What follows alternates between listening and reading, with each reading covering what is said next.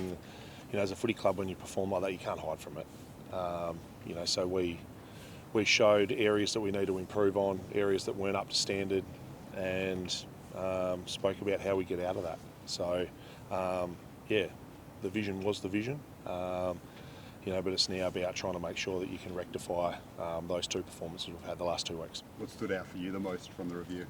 Like I sort of said after the game, the contest pressure, effort and intensity around all over the ground was just well below par. To Adelaide's credit, they're a great football team, but on our home deck or certainly any game, we can't deliver performances like that. How's it been for you personally the last few days? Obviously your first season, a heavy loss. How are you dealing with it all? Are you handling it all okay on a personal level? I think whenever you coach, you always worry when you perform like that. What could I have done differently? How's the messaging? How's the week? How's the prep that we put the players through? You're continually asking that, whether you win or whether you lose, and whether you lose the way we did. So that hasn't changed. I just wanted to be really clear with the players. We had a really good leadership meeting at the start of the week and set out what the week's going to look like. And to their credit, they've done everything so far. Dean, is it a challenge? You go from assistant coach, which is a completely different role. The players almost see you as a friend, and now you're the man the buck stops with it. Have any of the players found that adjustment they need to get used to? You're the man the buck stops with?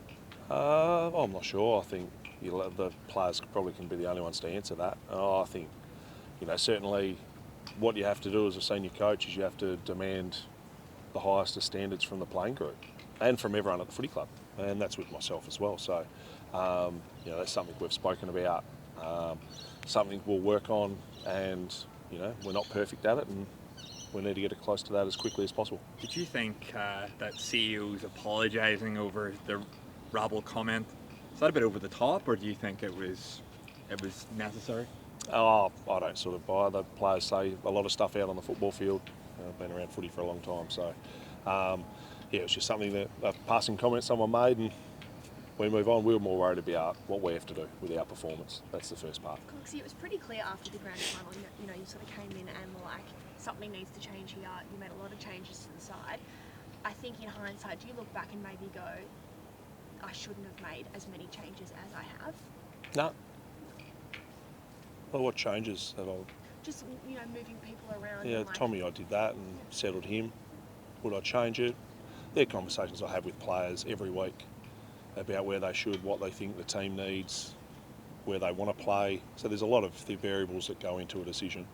Would I change it? No, not at all. Do I learn from it? Yeah.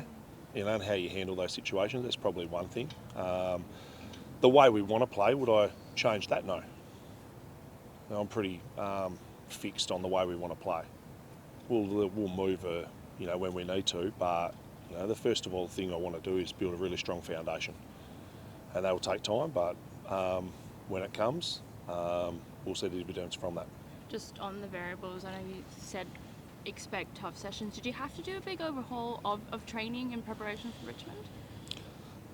No, not really. We made some tweaks with our session Tuesday. We'll do a little bit with that today. But the closer you get to the game, the more you start focusing on what Richmond do and how we can try and combat and beat them. I think that's one thing that we've always done. We'll do the same. So our opposition meeting this morning was about them at their best and what we need to do to get to our best. So that doesn't change. Sounds like maybe the most important thing really is, I guess, intensity and wanting it more on the weekend. Yeah, I think that was the disappointing thing to look at. And even with the tackle numbers and contested ball numbers, were they at the level that is fully required? No. How confident are you that you get the response that you want this week?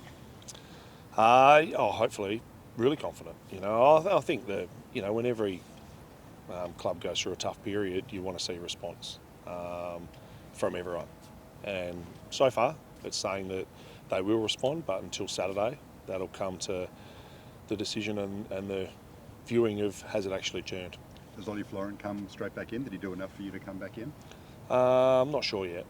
Yeah, so we've got to get through this one.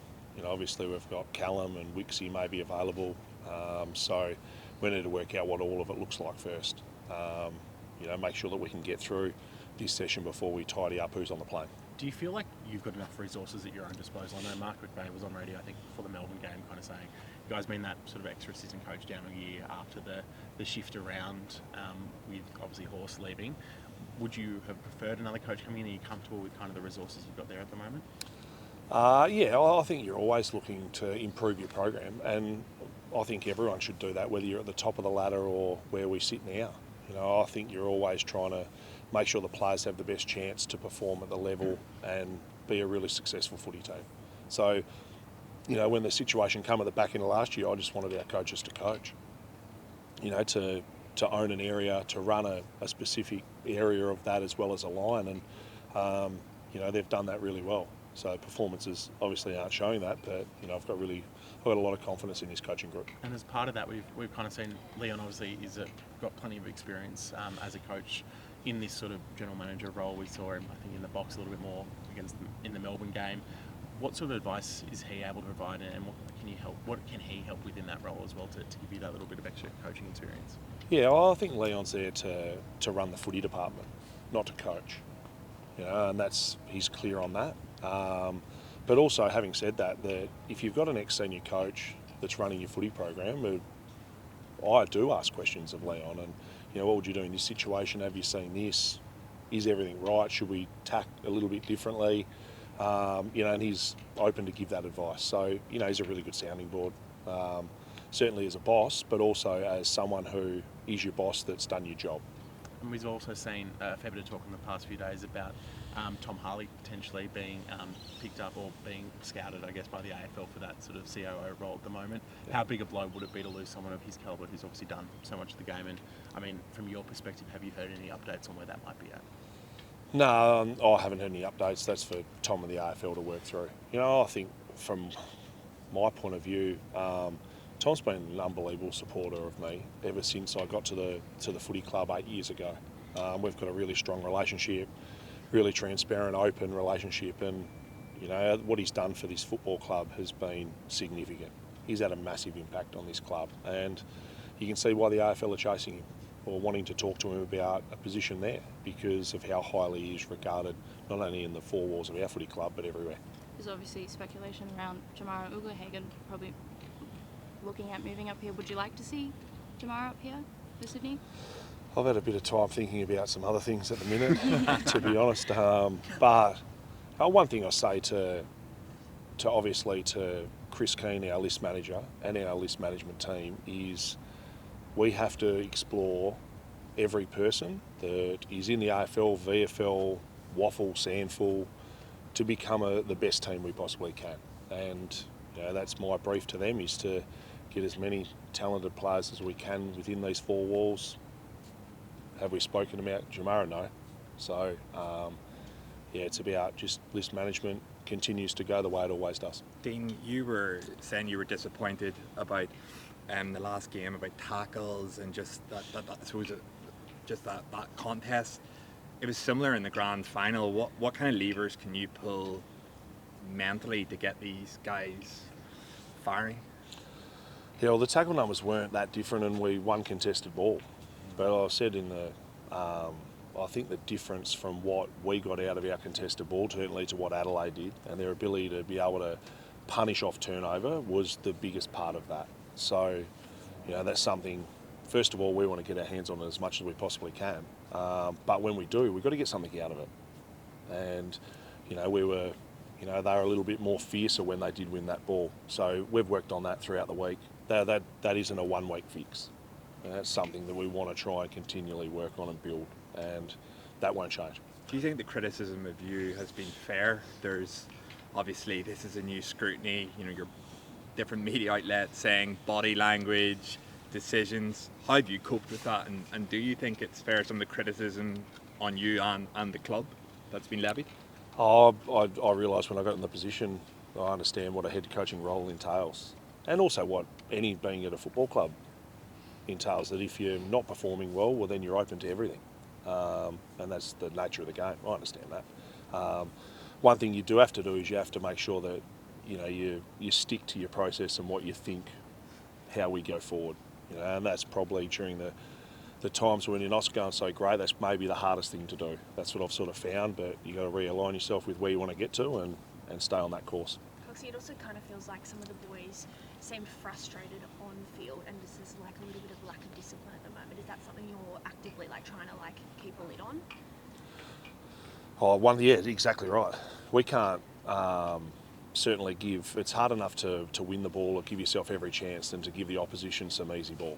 And the discipline acts. Like we've had that through 50-metre penalties, suspensions. Like we have to tidy that up because you can't have your best players missing games of football from incidents they can avoid. And the other part as well is you can't go giving the team the ball just by making some remark, doing something that they know is within the rules. So, we speak about that every week after it happens and how we try and rectify it and educate the players and learn and try and make sure that they don't get frustrated. Just back on Jamara, I know he hasn't already been spoken about in the conversation personally as of yet, but what do you think a player like that could bring to a side like yours right now? We don't talk about players from other clubs.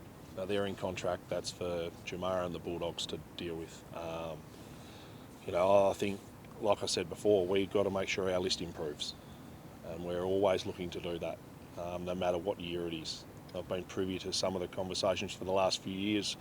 When we've been in grand finals, we still try and do exactly the same, and that won't change. Just two other guys. Aaron Francis obviously looks like he could be a test to play, and then Harry Cunningham played a bit of VFL. Could we see either of them back in the AFL side this week? Yeah, they'll be pretty close. I think Harry was only 8Ks last week, so he might still be on restricted minutes. So that's something we have to weigh up. Is there anyone else on minutes that you've got to look after? And also what's best for him for the remainder of the year as well. Aaron's available, which is really good. He's trained well for the past 2 or 3 weeks. So both of those names will be thrown up this afternoon. And Errol's been back in basically full team trainings. Should we be eyeing off that sort of Port Adelaide game for a hopeful return, or could it be a little bit longer than that? I hope it's the Port game. He's still got a number of things to do. Get through main train. We'll do some match playing out by next week. He's got a bit to tick off, but he's progressing really well. So that's the first thing that makes you happy as a coach is they're getting through what they have to. Is perhaps a similar time frame? Perhaps. Hopefully, he might be a week or two later. We're still unsure about what that looks like as he really ramps up into match play or competitive stuff. So, that's a bit of a wait and see, but sooner rather than later, which is good. Coxie, do you think this team still has it in them to get a spot in the finals? It's a long way away. I think we can't look that far at all, but we're just not in a position. I think all the time you try and focus on what's right in front of you. We have to do that even more so now.